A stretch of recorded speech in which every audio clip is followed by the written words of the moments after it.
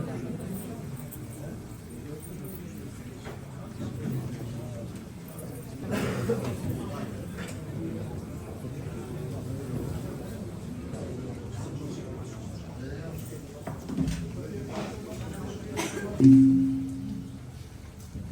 mbledhjen e asamblesë të zgjeruar të Partisë Socialiste në Bashkinë e Maligjit.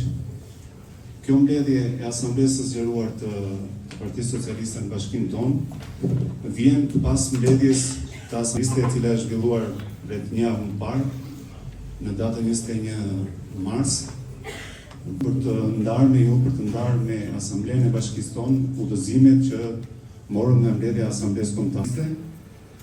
Dhe Drejtoria e partisë ka ndërtuar një kalendar punësh dhe tusit politik në base. Gati? Po. Partia Socialiste ka nisur punën për zgjedhjet e afërta lokale, ndërkohë që procesi i zgjedhjeve do të paraqrisë reforma e re territoriale-administrative. Duke lexuar propozimet që ka bërë Partia Socialiste për 5 modele të riorganizimit të pushtetit vendor, cili mendoni ju, duke konsideruar dhe eksperiencën tuaj si drejtuesi i pushtetit vendor, modeli më të përshtatshëm për qarkun e Korçës dhe për cilin model do të loboni? Është e vërtetë që është krijuar komisioni për reformën territoriale administrative. Lajmi i mirë është që deri tani kemi një bashkëpunim bipartizan edhe shpresoj që edhe produkti final të jetë një produkt i përbashkët, pra të ketë dakordsinë e dyja forcave politike, sepse kjo ta bënte reformën natyrisht më të qëndrueshme.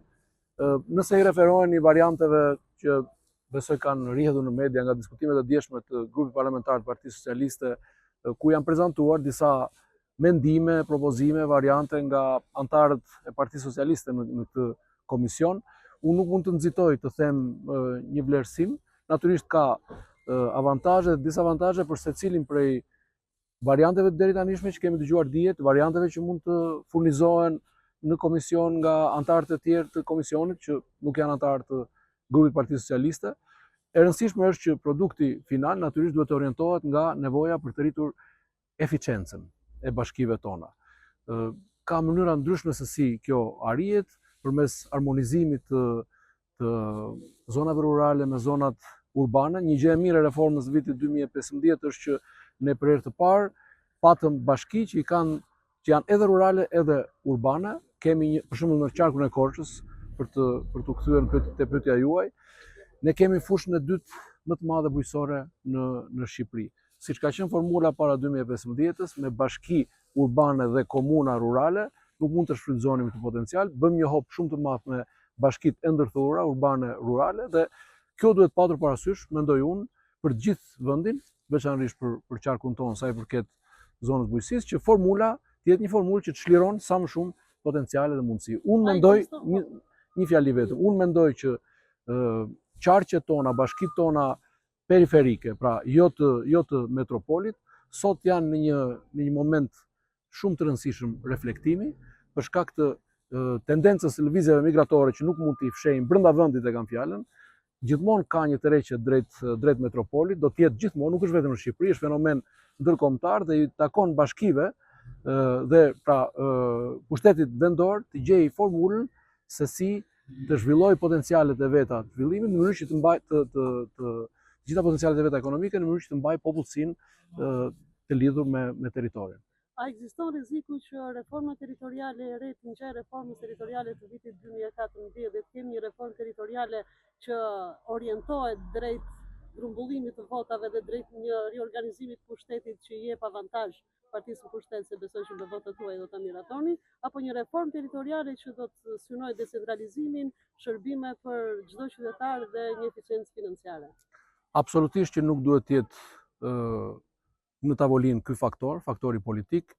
Unë nuk jam dakord që ky faktor ka qenë edhe në reformën e vitit 2014-2015, madje jam dëshmitari i asaj kohe, nuk ka patur një faktor të tillë dhe një formulë politike që ka orientuar reformën, përveç se eficiencën. Besoj që ishte një hap shumë i mirë përpara, një hop cilësor drejt arkitekturës së re të bashkive tona, por siç e thash, ka gjithmonë dinamik, ndaj dhe ka ardhur koha për një reformë të re. Uroj shumë edhe do të luaj edhe rolin tim që më takon si kryetari i kuvendit për të mundësuar një klim sa më pozitiviste, ndonse jo gjithmonë është e lehtë, është një nga sfidat më të mëdha do të thoja të atij pozicioni, që të kemi një formulë bipartizane. Kjo do të shuante edhe pastaj paragjykimet për një reformë të frymëzuar politikisht. Zoti Veleshi ka përçarje në PS. Ditën e djeshme Spiro Pali.